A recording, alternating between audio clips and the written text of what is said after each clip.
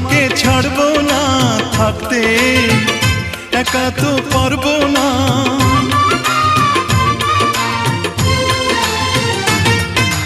না না ভেঙো না আমার মন, আমি তোমার খুব আপন জন। মিষ্টি মিষ্টি কথায় আমার একটু